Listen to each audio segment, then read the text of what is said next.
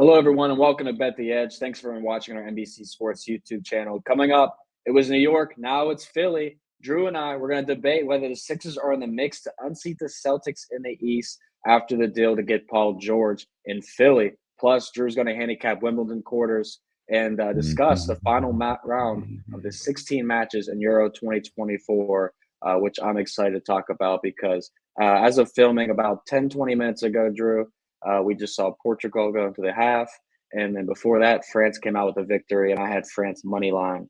Thank you, Mr. Brad Thomas. That was a sweat, 85th minute, baby.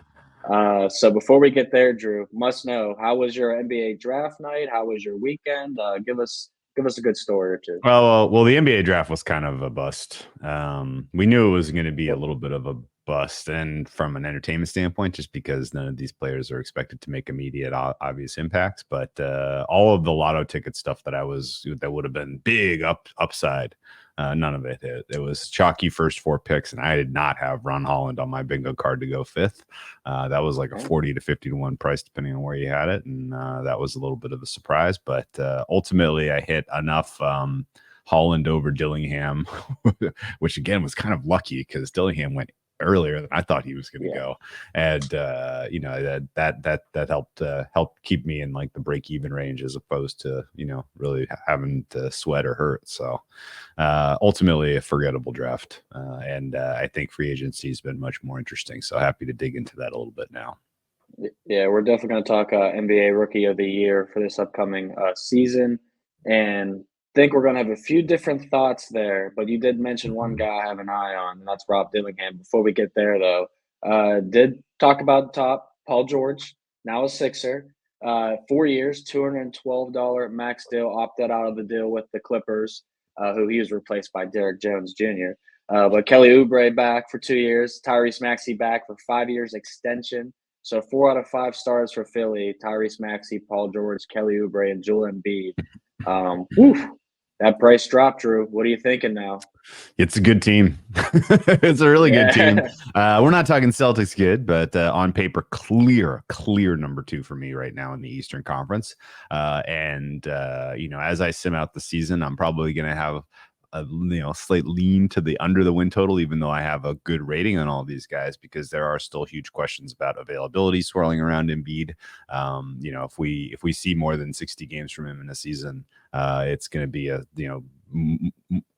less the exception, or less the rule, more the exception if he is of that available at this point, considering what he's gone through in terms of knee injuries.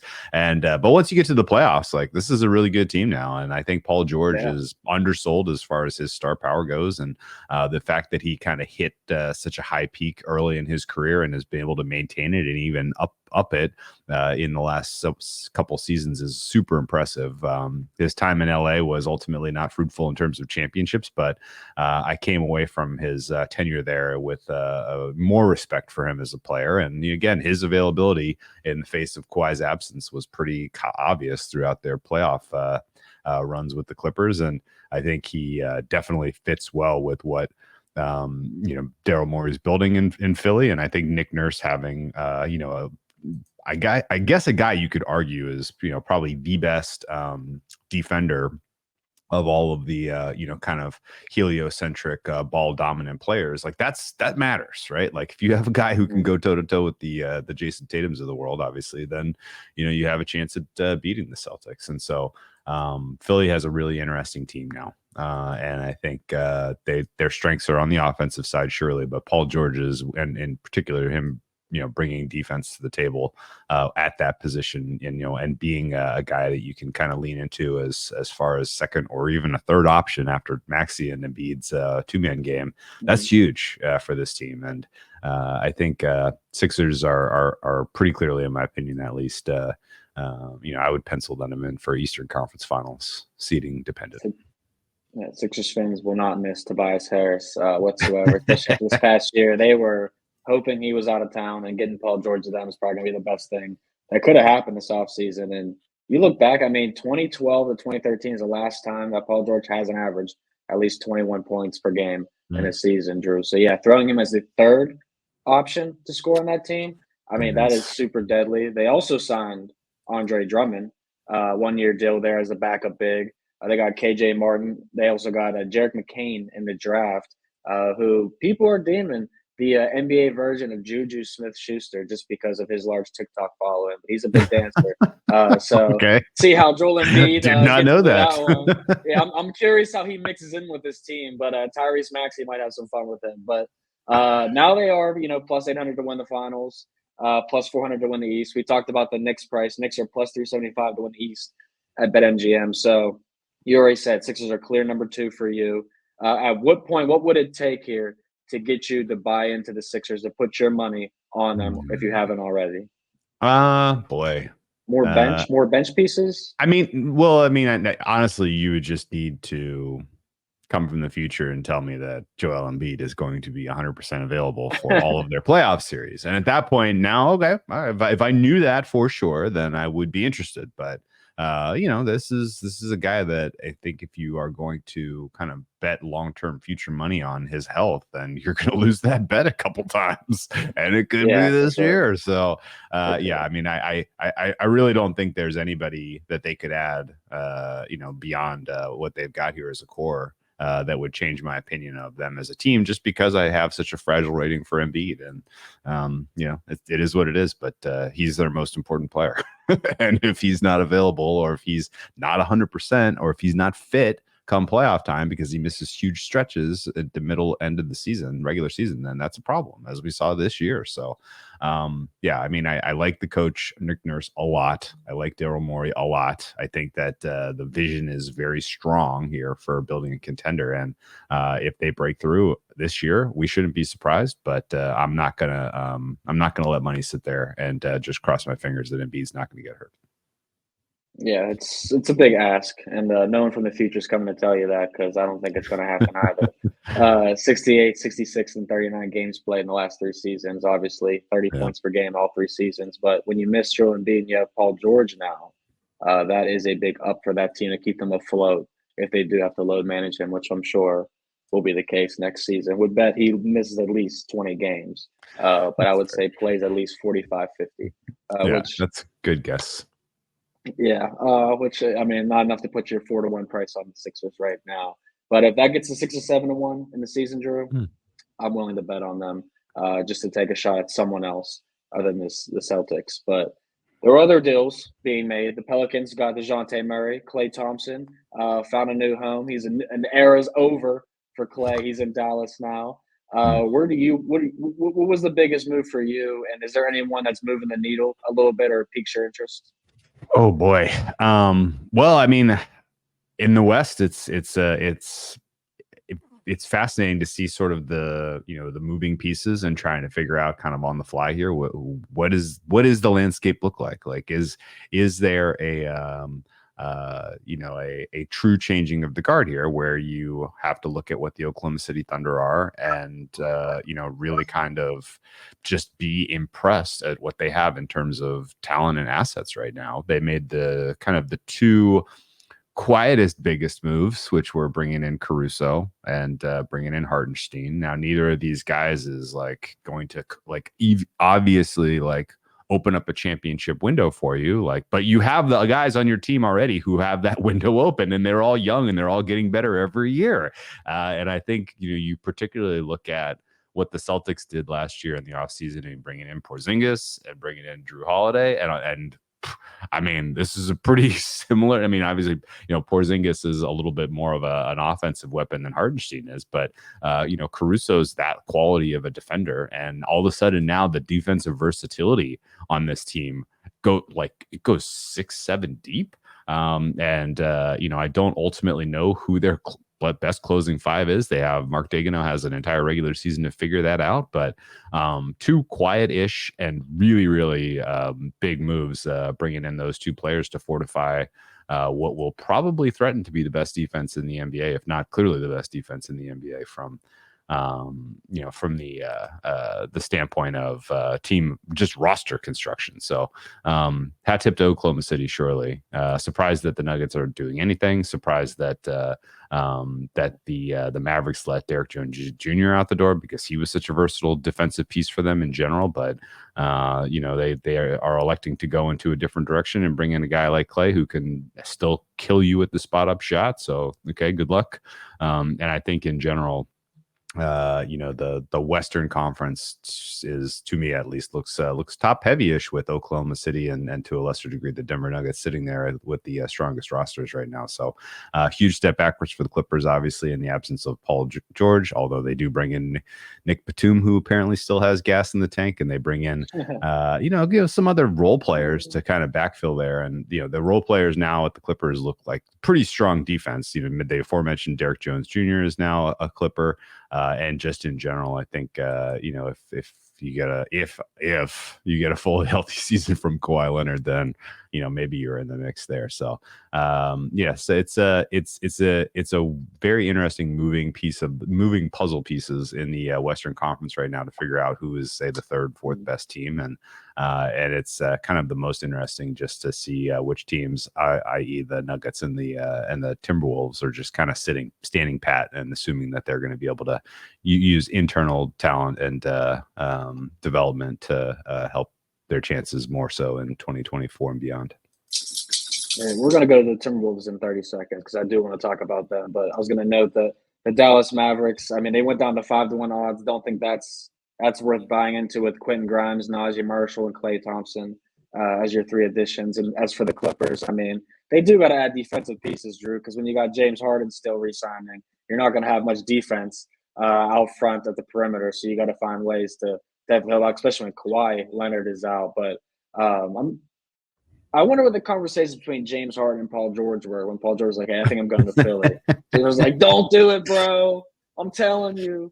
But at the same time, I think it would work out better for Paul George than it did with James Harden, especially with the development of Tyrese Maxey. So yeah, I agree with that. Better fit, and honestly, like having a versatile. It really and truly, just having a guy who is a scoring ball handler who has the defensive impact that Paul George has is going to be pretty important for that team.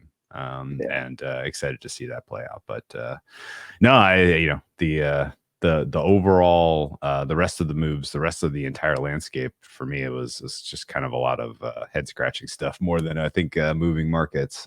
Certainly, like teams like the Washington Wizards who bring in a guy like Valanciunas and. Yeah. It's like, what?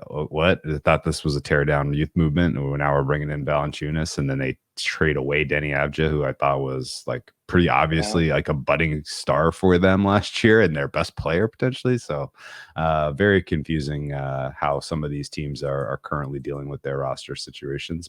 Bulls, another good example. Like, why trade Caruso? Like, DeRozan's not going to re-sign there now. So like there are some teams and some questions where you're just sitting here scratching your head as to what the vision is. And I don't think the picture of the current landscape of the NBA title does not change much so far with the draft or the free agency, from what I can tell you.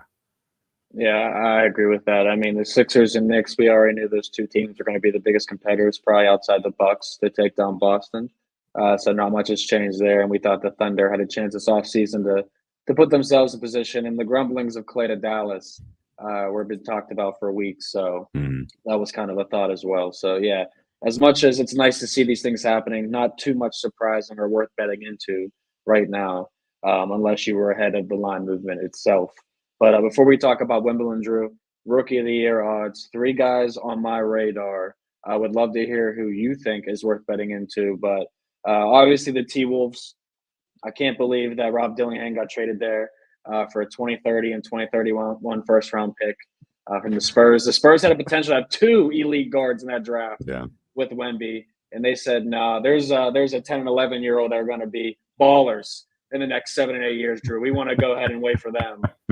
So didn't get that one. But I think Dillingham on the Wolves is a great play. I think Terrence Shannon, that's the best spot that he could have landed. He's 80-1, so he's not a guy I'll spend a lot of time talking about. But if Terrence Shannon ends up finding a spot on this team, he could be a force to be reckoned with. And Stephon Castle at 9-1 to the Spurs.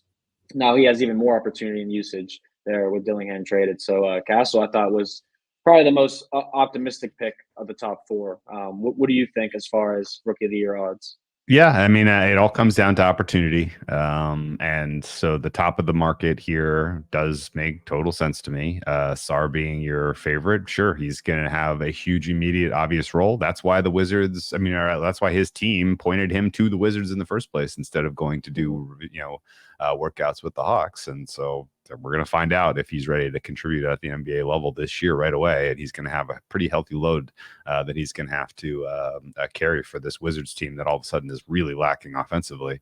Risache, similarly, like he steps into a role that is pretty clearly well defined, and the absence of Dejounte Murray, who is now a Pelican, another team that I'm really struggling two teams, Hawks and Pelicans, really like. Yeah, I don't understand the vision here, but certainly Risache is going to have opportunity, with the team at least that plays fast, and in general, a player like Trae Young, assuming he stays in Atlanta, can absolutely set up opportunities for a guy like Risache. So those two make sense to me. Castle, I think, is going to be more of a defensive impact. In terms of what he's able to do right away for this Spurs team. So going to be a little bit more muted in terms of offensive output for him. And interestingly enough, the guy that slid the furthest out of expectation was Dalton Connect. He's going to step into a role with the Lakers where he's going to have opportunity to fill it up with his shot right away. And so 9-1 is kind of interesting for me. And I think you have to dock Edey for just opportunity with the Grizzlies. You have to dock Shepherd for even finding closing playing time with the Rockets team that has a bunch of players now. And I think, guys like Holland, guys like Buzelis kind of intrigue me on the Pistons and the Bulls, just because there's not a ton of offense there existing currently. And so they may have roles, but if either of them is ready to contribute right out of the gate, it would be a little bit of a surprise. So I think at price, I'm a sell on Castle. I'm a sell on Edey. I'm a sell on Shepherd. I'm a buy on Connect. I'm a buy on Buzelis, and I'm a buy on Holland, but it's all pretty weak opinion right now. What was the more surprising thing for you, Dalton Connect dropping or Zach Edey going in the top 10? Well, once once there was clarity in terms of where Klingon was going to land, and we knew that the Grizzlies came into this process like, we are getting a big, then you kind of like, okay, well, 9 feels like a reach for Edey, but maybe. And then they took him, and it's like, wow, okay, all right, good luck. But Connect sliding all the way to the Lakers was a huge shock. His team in particular was very, very confident he was going to go in the top 10. His odds closed something like -250 to go under 7.5. And yet he slides all the way to the Lakers, where it's a perfect fit for him to contribute right away. And I think that's why the odds are reflecting him having a top 5 chance here of winning the Rookie of the Year award.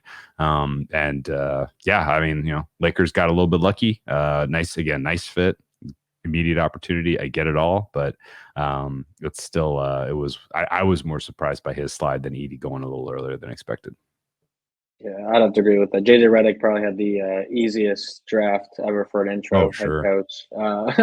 Dalton Connect, I mean, that was obvious. And then, Bronny with the 55th pick, which I'm sorry, Drew, you didn't become a millionaire on the number 1 overall pick, Bronny James. But better luck next year, guy. But yeah, I like a lot of looks there. Sar plus 425 is the leader at MGM. Risache, as you said, plus 625 right behind him, and Castle 700 with Dalton Connect and Zach Edey clipping at the hills at 9-1.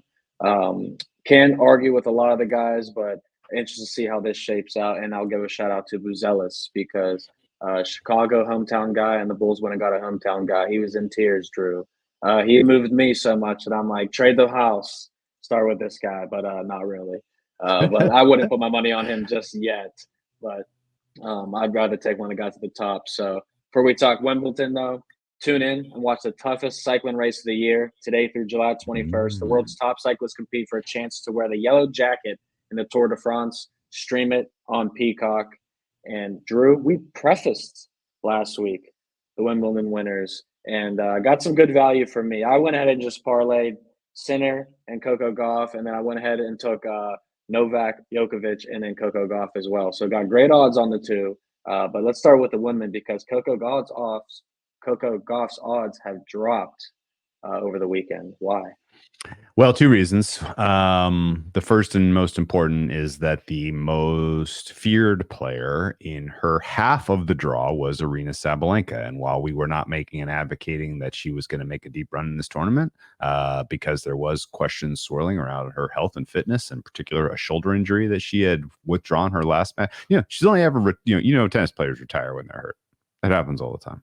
You know who it doesn't happen to? Arina Sabalenka. She had never retired in her career until the last match where she pulled out, and so there was definitely smoke that something was not right. Well, it was enough smoke that she didn't even start her Wimbledon campaign as she withdraws before the tournament begins. Similarly, Vika Azarenka, who was one of the top-ranked players in her section of the draw, also out, and that means the path is opening up for Miss Gauff, which is freaking awesome. The other reason she shortened, Vaughn. She was dynamite today. She played fellow countrywoman Caroline Dahlheide, and she dominated. It was quite awesome to see. And honestly, like, we kind of came to this a weird way, just based on price and the fact that she was going to have a good seed and a good draw. And now I'm like actually into it. Like watching particularly watching her performance today, I was like, nope, that's it. That game is good enough to win this tournament. And she's going to have some tough tests. Her little subsection of the draw includes Naomi Osaka, who's obviously no pushover. But that's kind of it. So she's going to get to the quarterfinals and have to play the better of Paolini or Madison Keys. You would probably guess it's going to be Madison Keys, but she can get the better of Keys in the quarterfinal. And at that point, she's taking on whoever comes through Q3. Q3 right now is a hot mess. There is no one who has top 10 pedigree who is left in this draw because of scratches and because of a couple of early upsets here. And you're going to have a weird, wild participant come out of this quarter of the draw that I think Coco Gauff can get the better of. So like the path is there. Like Gauff to the final, I think, is happening. And at that point, you just need some chaos to ensue on the top of the draw, Vaughn. Yeah, a lot of really good players. A lot of really good players.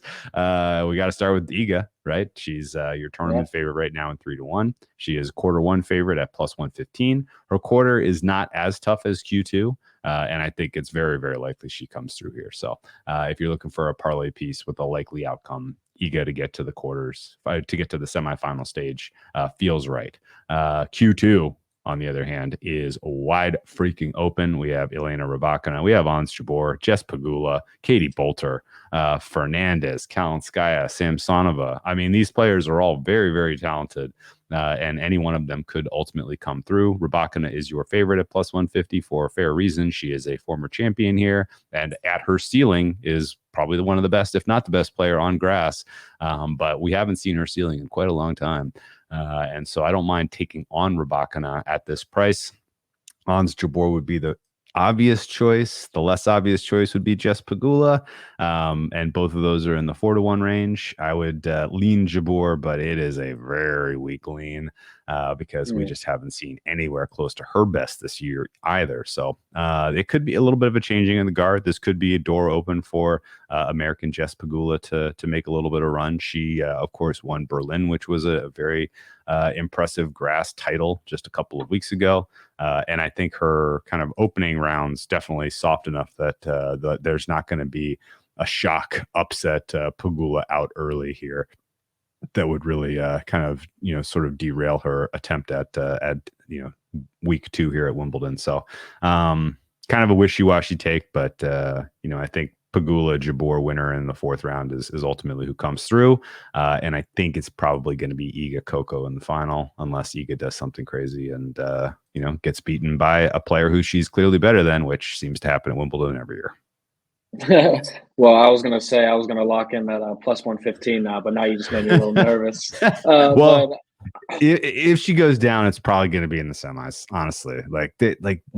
None of the players in this first quarter really have a true, like, real impressive ceiling. Although she's going to get tested by Sofia Kenin in round one. She's going to be tested by Katerina Siniakova in the third round. Ostapenko has been kind of her bully, her bugaboo for whatever it's worth for a long time. If she makes it to the fourth round here, that could be a tough test for Iga there too. So there is a world where she really has to sweat coming through here. But that said, she's playing at her best right now ever playing tennis. I'm not going to doubt that she's going to be able to find form on grass. So we'll see. And when you just read the lines too, you see that Iga's such a bigger favorite compared to Rabiaka. I can't even say her name, man. Rybakina, pronouncing it wrong. Yeah, the Q1, you can see the favorite there is much bigger than the Q2 favorites compared to Jabeur and Pegula, you said. So, like, I like how you were breaking those down for those two sections in particular. But for the men's draw, is it as simple? When looking at those, can you see chaos still?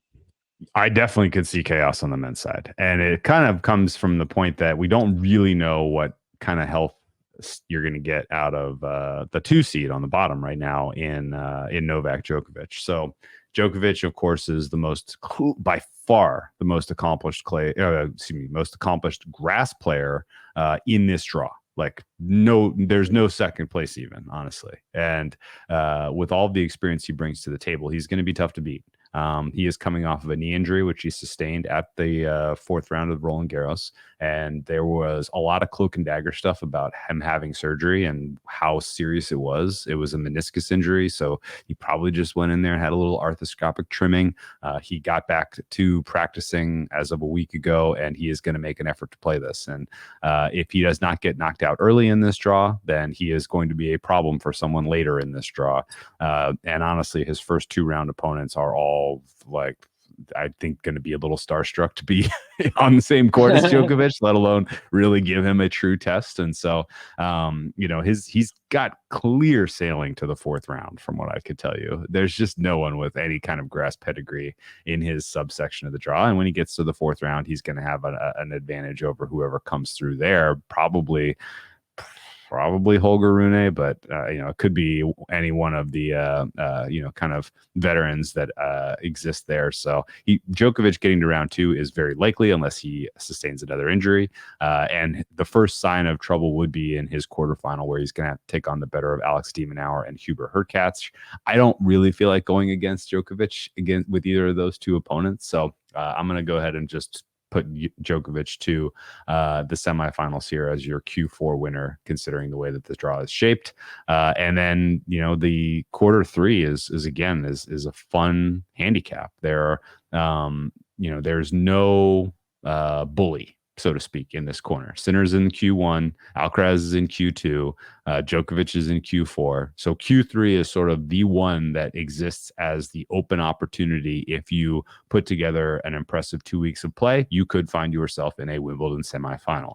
The names of the players who I think are probably dreaming of this include Jack Draper, obviously Alexander Zverev, although his grass court tennis has always disappointed me. Similarly, Tsitsipas's grass court tennis is not that impressive. Rublev, in general, not a guy that you can count on being there mentally for every round of this tournament. So he's probably going out, which, I think really kind of makes this an opportunity and an interesting chance for a player like Lorenzo Musetti, who has got good grass game, a player like Seb Korda from the United States, who has some solid grass, skill set. And then, certainly the Jack Drapers of the world, who are coming in off of, a very impressive title for him in Stuttgart 2 weeks ago, 3 weeks ago now. And haven't mentioned Taylor Fritz, who also is putting together some solid grass court tennis as we speak, having won Eastbourne for, I think, the 3rd consecutive time or something wild like that.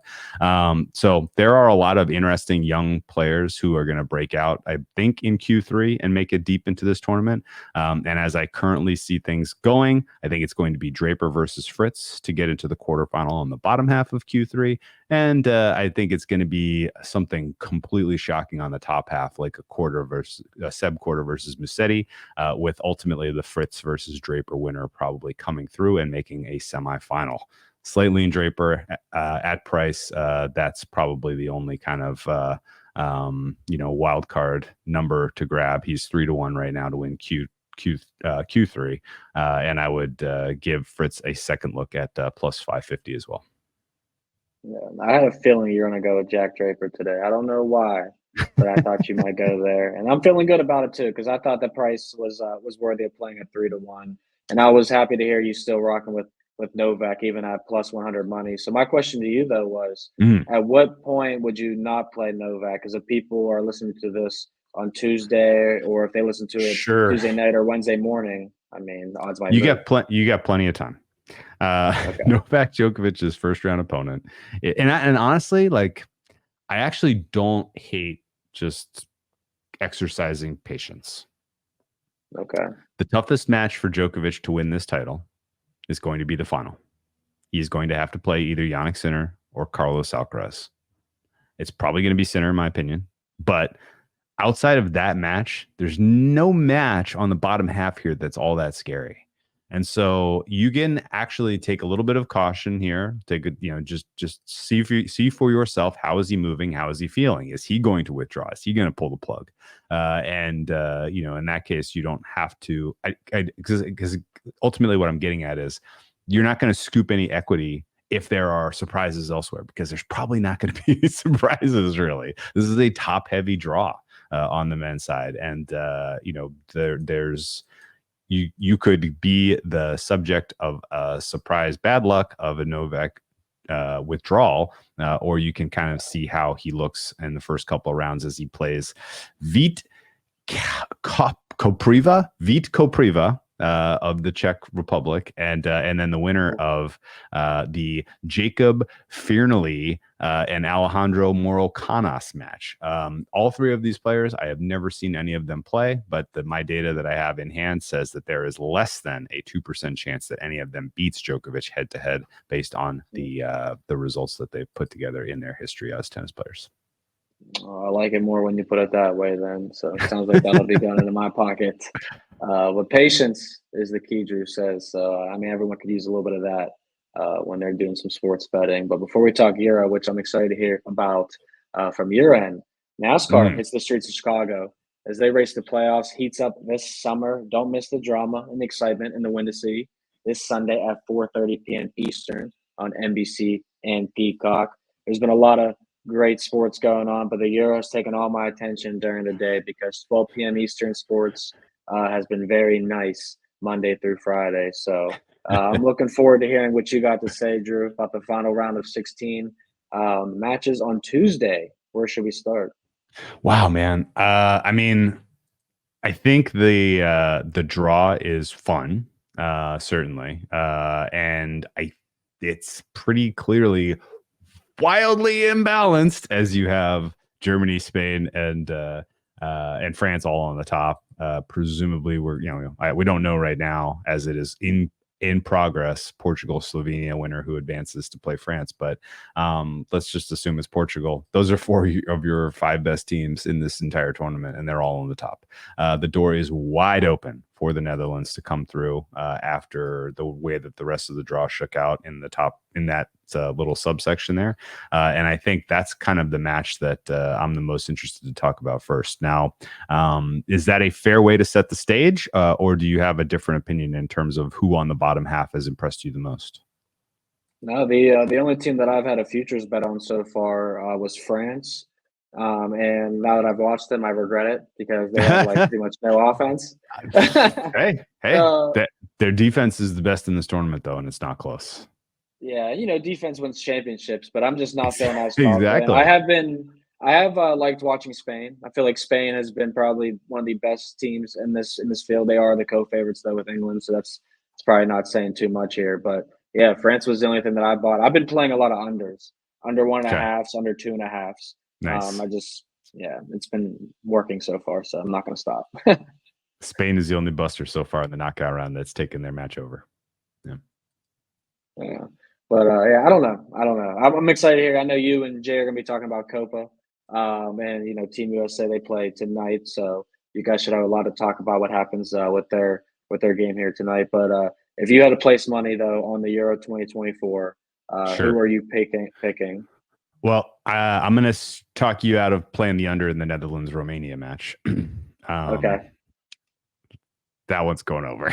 The Romanians play a very wide open style, and they come through thanks to a pretty impressive 3-0 win over Ukraine in their first head-to-head, and then we haven't really seen much of them since. But Netherlands has firepower, and Cody Gakpo, who's sort of leading the charge for the Dutch, is awesome. And he is having a very, very, very nice tournament so far. I would expect that he can get at least one goal in this match, and that in general, Netherlands is live to get all three themselves, if not concede a goal. And I think Romania, particularly once their backs are against the wall here and they have to, kind of play a little bit more wide open style, the goals could pour in from Netherlands, not unlike what we saw when, Spain finally broke through against Georgia, and then it was just bang, bang, bang, bang, 3 goals all there in the second half that took that one to 4-1. So expecting somewhat of a similar, type of game in terms of style and outcome, as I think Netherlands comes through with flying colors. Now, the Austria-Turkey match, on the other hand, is, to me, I think a little bit closer than the market makes it. Austria is minus 105 right now compared to Turkey plus 290 and draw plus 240 for the regulation result. And I think that Austria and Turkey are a lot closer. Turkey has been one of the more impressive sides that I've seen in this tournament compared to what I had them coming in. And while Austria, similarly, you could say their results were definitely better than the expectation. I still hold Turkey up as a dangerous team in terms of ability to operate, just create opportunities in this game. They obviously got blanked by Portugal, but otherwise had 2 really nice performances against the Georgians and the Czech Republic squad. So Turkey, I think, could be fun as far as threatening the Austrians, but just a slight disagreement that market should be, minus 210 for Austria to advance compared to Turkey at plus 160. So I'm going to tickle a little Turkey to advance, and I like the over in the Netherlands-Romania match. Yeah, Turkey came through for me last week, so I was interested in them. So the plus money price here, like you said, Netherlands, they're minus 500 to advance, minus 225 on the money line 3-way, compared to Austria, who's only a minus 105 favorite 3-way, or minus 210 to advance. So I did feel like Netherlands was clearly the team that was going to score 1 or 2 goals there probably. So I was a little nervous to play the under. Plus, I saw the under was juiced the same as the over, which I never like in soccer, Drew. But Austria, I don't know. I don't feel as confident betting on them to advance there in that game. So I might take a draw, honestly, in that Turkey-Austria game. Get a little plus 240 in my pocket. To make the final, though, before we get out of here, anybody that you would throw a couple dollars on? Are you kind of watch it play out a little more? Yeah, well, I think the real key is, like, what do you take away out of that England match, right? Like, was that a team that was under pressure and feeling the pressure, and this now escape from death is exactly what they need to play a more inspired side of football? Maybe. But the other side of the coin is they have just looked quite poor for most of this tournament till now. And I think that, Switzerland obviously is very good. The Swiss were solid in group, realistically should have beaten the Germans, and definitely clearly outclassed Italy. So Switzerland England is going to be war, and England could be in trouble there. And then if they do come through there and play the winner of Netherlands, Romania, Austria, Turkey, probably going to be the Netherlands. Netherlands matches up with England quite well also in terms of creating some chaos there. So if I had to play a price to get to the final on the bottom, right now I would tickle the Dutch. I mentioned Cody Gakpo. I have him right now as rated as the second best player that has been on the pitch to this point in the tournament, and I think he is probably live for player of the tournament if the Netherlands can ultimately get to a final, and maybe even maybe gets consideration for it even if they don't win the final. But he's been awesome so far, and I can't tell you what is going to happen on the top.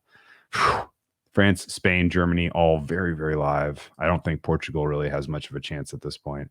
But the fact that you're going to have really, really difficult quarterfinal, semifinals on the top, you could catch a team that limps their way into a final, and whoever's on the bottom can steal victory. So that's kind of where my head would be at as far as looking at the imbalance that we currently see, and I think everybody has a tough decision to make. What do we make of the England results that you have to this point in the tournament, because they've been pretty bad? Yeah, I'm not feeling, like I said, I like Spain a little bit more than England at this point.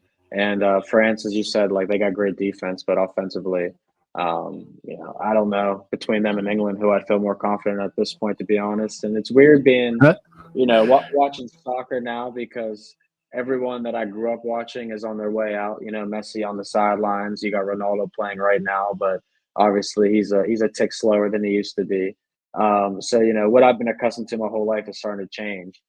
So that's why I'm really curious to hear who you guys are going to be talking about, who you guys are going to be giving out to be betting on, because in these markets, man, I'm just betting on Mbappe because I'm like, he's clearly one of the best players, but I'd like to hear your projections too on who your best players are, and who your most outstanding players are in these tournaments. So hopefully you and Jay cover that topic.